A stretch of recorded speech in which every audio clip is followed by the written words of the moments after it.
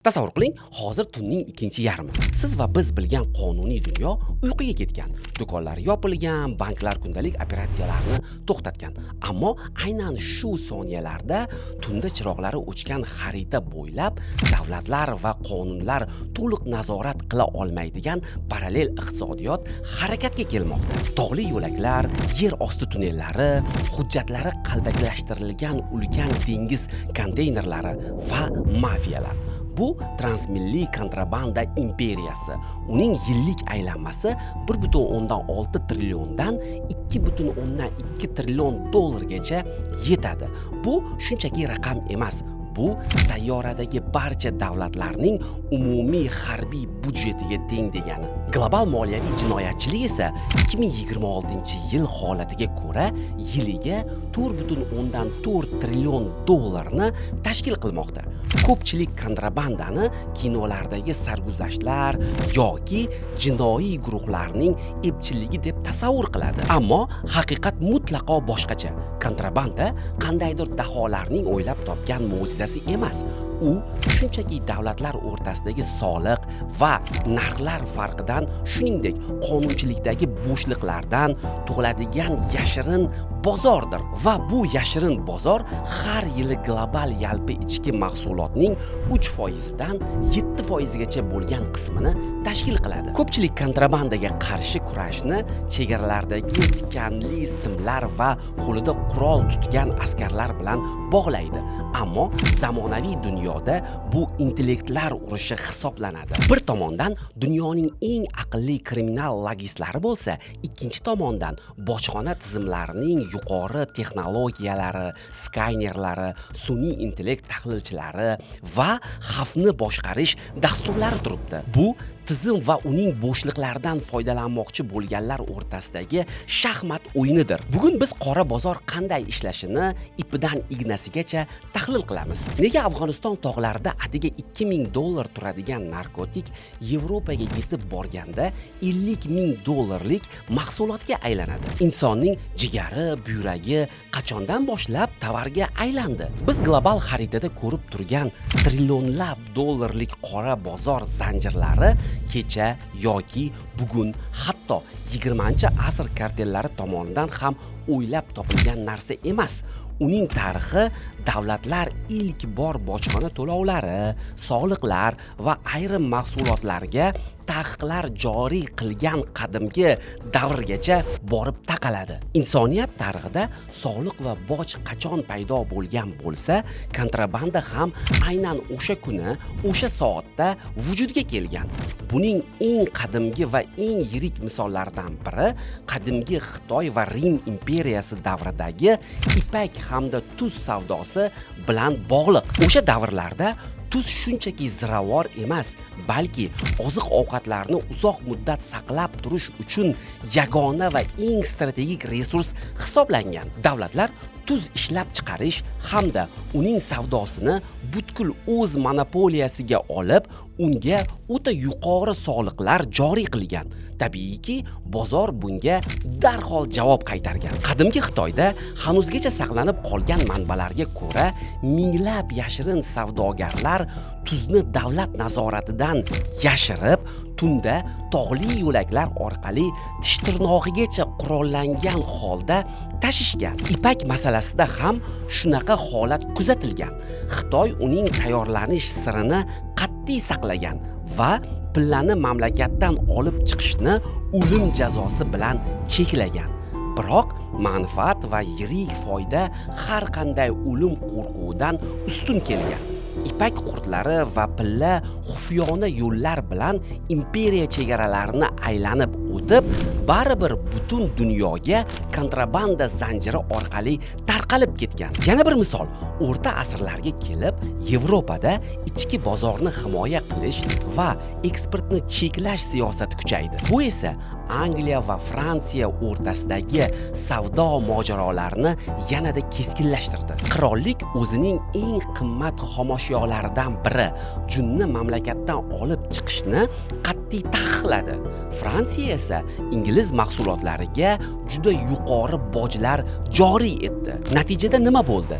Britaniya qirg'oqlarida tunda qurollangan yashirin guruhlar paydo bo'ldi.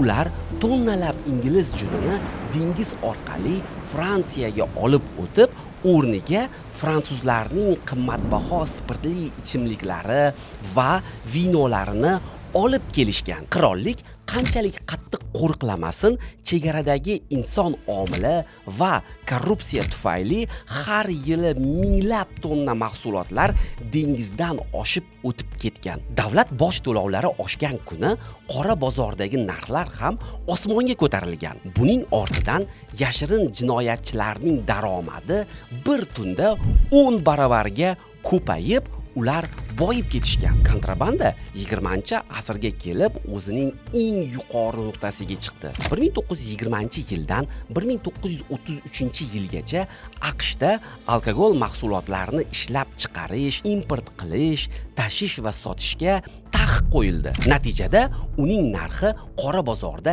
misli ko'rinmagan darajada oshib ketdi. Kanada va Bagam orollaridan tunda tezyurar katerlar, soxta hujjatlarga ega yuk mashinalari AQSh tomon harakatlana boshladi. Aynan shu davr o'zining vaqtinchalik huquqiy va ijtimoiy bo'shliqlari bilan Al Capone kabi kriminal shaxslarni sahnaga olib chiqdi. Al Capone Chikagodagi barcha yashirin alkogol oqimini nazorat qilib, yiliga $100 million ortiq pul topgan.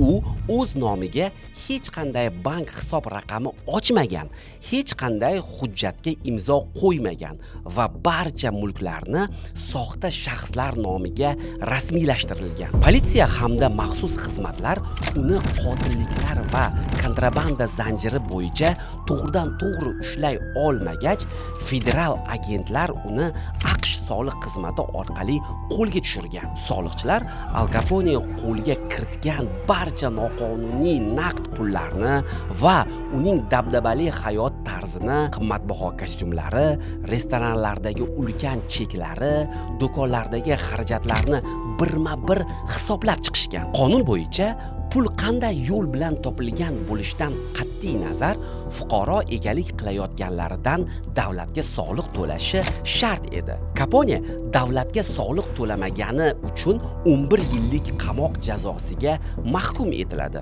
Kontrabanda olamidagi eng yirik va eng dahshatli imperiyani esa Kolumbiyadagi Medellin karteli rahbari Pablo Escobar qurgan. U chegaradagi texnik nazorat sustligidan shu qadar ustalik bilan foydalanganki, hatto noqonuniy mahsulotlarni nafaqat yuk mashinalarida, balki xususiy samolyotlar va hatto yashirin suvosti kemalarida tashigan. Escobarning karteli haftasiga $420 million, ya'ni kuniga qariyb $60 million dan ortiq sof foyda ko'rgan. Escobarning cho'ntagida dunyoning milliardlari bo'la turib, eng oddiy dori, oziq-ovqat va issiqlikka zor holda sovuq tom ustida otib o'ldirilishi yashirin iqtisodiyot beradigan soxta qudratning asl va muqarrar yakunidir. Bugungi kunda chegaralar Escobar yoki Al Capone davridagidek zaif emas. Xo'sh,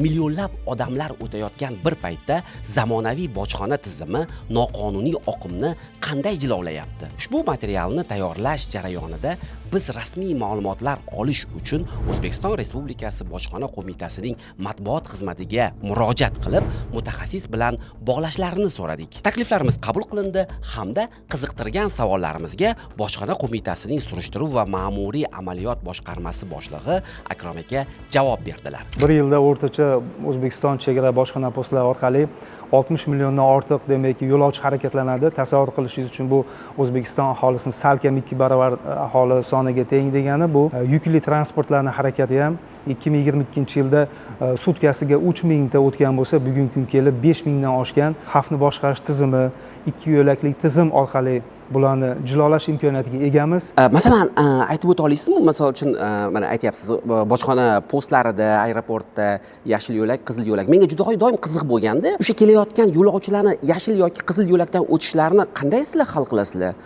Masalan, tasavvur qiling, siz Dubay xalqaro aeroportidan uchgan zahotingiz bizda o'sha xavf tizimimizda siz haqingizda barcha ma'lumotlar demak kelib tushadi va mana shu mezonlar asosida bizga samolyot qo'ngandan keyin aeroportda, demak biz aynan qaysi yo'lovchi bilan ishlashimiz kerak?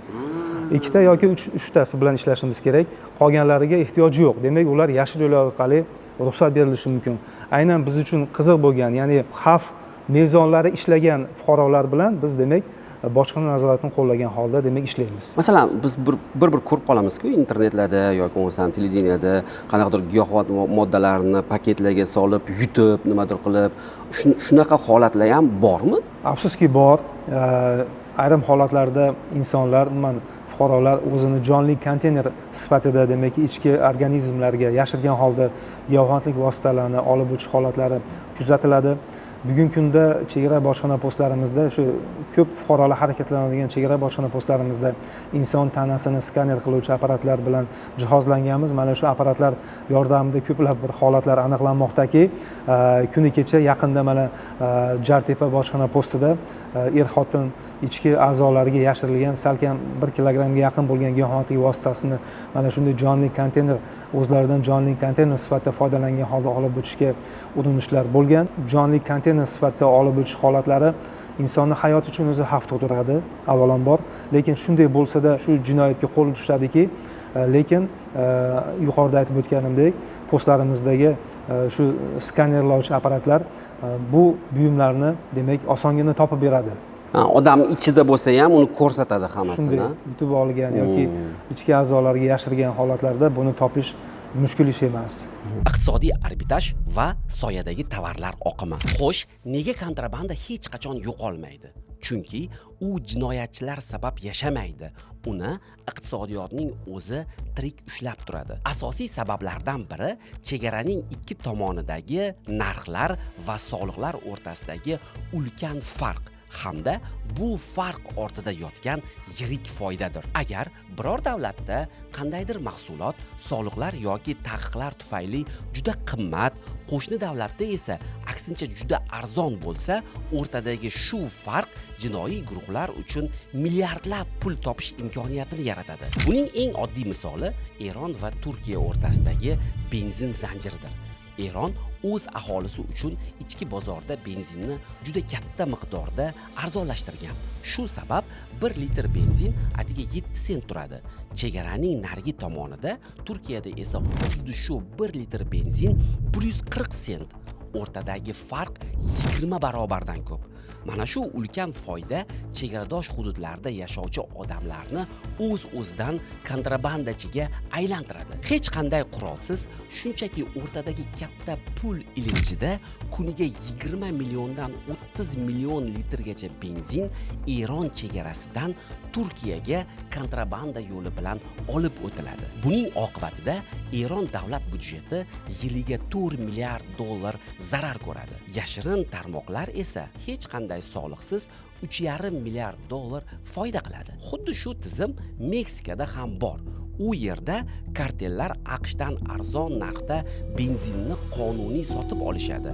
Uni Meksika chegarasida yashirincha o'tkazib, u yerdagi oddiy fermerlar hamda transport kompaniyalariga 200-300% ustama bilan, ya'ni 3-4 barobar qimmatga sotishadi. Yaqindagina Meksika armiyasi birgina operatsiyada 46 ming tonnalik benzin tankerini qo'lga tushirgan. E'tiborlisi, bu oqimni har doim ham qurollangan kartellar boshqarmaydi. Ba'zan haydovchi, fermer yoki chegara qishlog'idagi odam ham tizimning bir bo'lagiga aylanib qolishi hech gap emas. Endi eng muhim savol tug'iladi.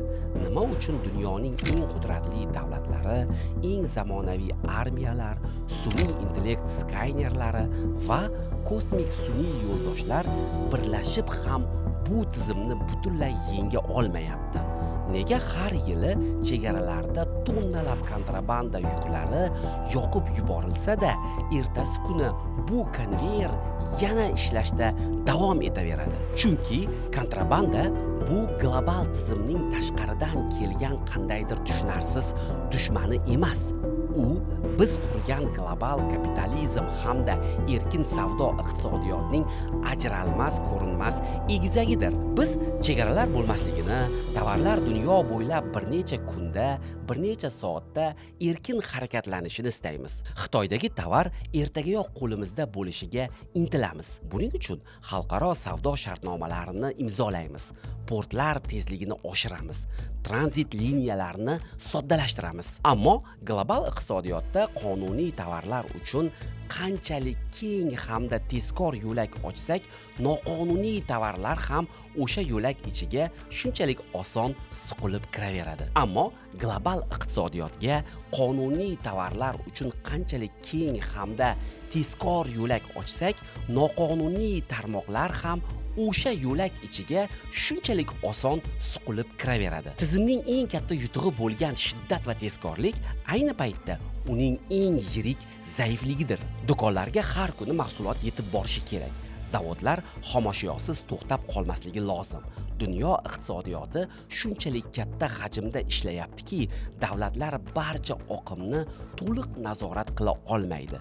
Agar bojxonachilar bugun vaqtni har bir konteynerni bittama-bitta ochib tekshirishga sarflasa, ertaga global savdo tizimi falash bo'ladi. Kontrabanda aynan mana shunday zaiflik ichida yashaydi. Global logistika va jinoyatchilar marshutlari. Umuman olganda, trillionlab dollarlik qora bozor mahsulotlari chegaralardan shunchaki sumkalarda, jomadonlarda olib o'tilmaydi. Ularning ortida millionlab dollar sarflangan xalqaro logistika yo'laklari va haqiqiy muhandislik loyihalari yotibdi. Buning eng yorqin misoli transchegaraviy yer osti tunnellari. Biz AQSh va Meksika chegarasida narkokartellar qazigan, ichida elektr tarmog'i, ventilyatsiyasi va relslari bor kilometrlab metro tunnellar haqida ko'p eshitganmiz. Ammo bu tizim qanchalik yonimizda ekanligini tushunish uchun okean ortiga borishimiz shart emas. So'nggi yillarda O'zbekiston va Qirg'iziston chegarasida, xususan Andijon va Farg'ona hududlarida kamida 4 ta ulkan yashirin yer osti tunnellari fosh etildi. Ular 15-20 metr chuqurlikda qazilgan va uzunligi 400 metrgacha yetadigan tayyor muhandislik inshootlari edi. Tunnellarning ichiga maxsus elektr yoritgichlari hamda yuk tashuvchi aravachalar o'rnatilgan. Jinoiy guruhlar bu tunnellardan hech qanday bojxonasiz millionlab dollarlik naqd valyuta, tilla buyumlar hamda qimmatbaho texnikalarni tonnalab olib o'tishgan. Natijada davlatlar budjetiga juda katta zarar yetkazilgan. Tizimning yana bir strategik hubi bu Afg'oniston, Pokiston va Eron chegaralarini birlashtirgan xalqaro miqyosda oltin yarim oy deb ataluvchi hududdir. Bu yer dunyodagi eng yirik noqonuniy afyun ishlab chiqarish markazi bo'lib, global qora bozordagi afyun mahsulotining 80% dan ortig'i aynan shu nuqtaga to'g'ri keladi. 10 yillar davom etgan urushlar va rasmiy sanoatning yo'qligi sababli bu yerda aholi uchun qonuniy biznesdan ko'ra yashirin tarmoqlarga ishlash moliyaviy jihatdan ancha jozibador bo'lib qolgan. Masalan, 1 gektar maydondan qonuniy ekinlar orqali atiga $300 daromad olish mumkin. Yashirincha ekiladigan afyun esa $1800 gacha sof foyda keltiradi. Bu yerda yig'ilgan xomashyo Pokistondagi yashirin laboratoriyalarga tashiladi va qayta ishlanadi. Shu nuqtada qora bozorning eng asosiy qonuniyati ko'rinadi. Pul oqimi har doim eng kambag'al, nazorat sust va urush bo'layotgan hududlardan boshlanib, dunyoning eng boy va barqaror iqtisodiyotiga qarab intiladi. Afg'onistonda qayta ishlangan mahsulotlar ham aynan shu mantiq asosida 3 ta yirik yo'nalish bo'ylab butun dunyo iqtisodiyotiga sizib kiradi. Birinchisi Bolqon yo'nalishi. Eron, Turkiya va Bolgariya orqali G'arbiy Yevropaga olib boradigan hamda yillik hajmi 28 milliard dollarga teng bo'lgan bozor. Ikkinchisi Shimoliy yo'nalishi. Tojikiston orqali Rossiya va MDH bozorlariga chiqadigan 13 milliard dollarlik tarmoq. Uchinchisi esa janubiy yo'nalishi, dengiz yo'llari hamda Ummon orqali arab dunyosiga yo'nalgan oqim. Yuqorida Afg'onistondan boshlanadigan yirik giyohvandlik oqimlari haqida gapirdik. Xo'sh, mintaqadagi bu yirik oqimlar fonida mamlakatimiz janubiy chegaralarida bugungi vaziyat qanday? Bilasiz, Afg'oniston hukumatı yaqinda giyohvand moddalar yetishtirishning 90% gacha yo'q qildik degan bayonot bilan chiqqan edi. Xo'sh, buning ta'siri rostdan ham sezildimi? Chegaramizda kontrabanda oqimi haqiqatdan ham qisqardimi? Biz bu savolni bojxona qo'mitasi vakili Akrom akaga berib, Ayrton bojxona postidagi real vaziyat haqida so'radik. Mamlakatimiz janubiy darvozasi hisoblangan Ayrton bojxona posti orqali ko'p holatlarda giyohvandlik vositalari aniqlanadi. Bu sir emas. Demak, yaqinda mana may oyida xabaringiz bor, ekskavator yuk avtomashinasini ichiga mohirona qilib joylashtirilgan, demak, xufiyona tarzda yashirilgan 600 kilogramm ga yaqin giyohvandlik vositalari aniqlandi. Aynan mana shu bojxona postida bu Afg'onistondan kirib kelayotgan yirik miqdordagi giyohvandlik vositalari bu aniqlangan holatlar. Bilasizmi, mana shu joyda bir e'tiborimizni tortadigan holat, O'zbekistonda bu jinoiy holat aniqlangandan keyin albatta ommaviy axborot vositalarida yoritildi va Afg'oniston hukumati tomonidan ham Afg'oniston hududidagi mana shu yukka aloqador bo'lgan jinoiy guruhlar a'zolarining bir nechtasi qo'lga olinganligi va giyohvandlik vositalarini noqonuniy muomalasiga, demak, murosasiz kurash Afg'oniston hukumati tomonidan ham amalga oshirilayotganligi matbuotda yoritildi, internet tarmog'ida. Bunaqa holat oldin bo'lmagan ular tarafdan. Oldin kuzatilmagan bunday holat. Bu demak, ilk marotaba deyishimiz mumkin va bu albatta yangi Afg'oniston hukumatini bu transmilliy jinoyatga bo'lgan murosasiz kayfiyatini bilish mumkin. Aynan mana shu holatda har ikki hududdan jinoiy kanallar, jinoiy shaxslar demak batamom ushlandi. Bu o'ylaymanki, kelgusida bu yana bitta yangi kanal demak yopildi deb aytish mumkin. Qora bozorning insoniyatga qarshi jinoyati. Oq va qora iqtisodiyot o'rtasidagi farqni faqatgina benzin, sigaret yoki kiyim-kechak narxlari bilan o'lchab bo'lmaydi. Masalan, qora bozorda inson hayoti hamda uning taqdiri shunchaki birjaga qo'yilgan tovar kabi oldi-sotdi qilinadi. Buning eng birinchi va dahshatli ko'rinishi odam a'zolari kontrabandasidir. Urush bo'layotgan hududlar, kambag'allik botqog'iga botgan mamlakatlar va qochqinlar lagerlari xalqaro qora bozor uchun donorlar bazasiga aylanib ulgurgan. Hech qanday litsenziyasiz yashirin tibbiy laboratoriyalarda inson buyragi, jigari yoki ko'z shoh pardasi ko'chirib olinadi hamda boy davlatlardagi mijozlarga kontrabanda zanjirlari orqali yetkaziladi. Bu jarayonda odamlarning o'g'irlanishi, aldanishi yoki chorasizlikda o'z tanasini sotishga majbur bo'lishi tizimning eng jirkanch siridir. Ikkinchi katta xavf bu qalbakilashtirilgan, ya'ni soxta dori-darmonlar kontrabandasi. Bu bozorda jinoiy guruhlar odamlarning dori qidirib chorasiz qolganidan maksimal darajada foydalanishadi.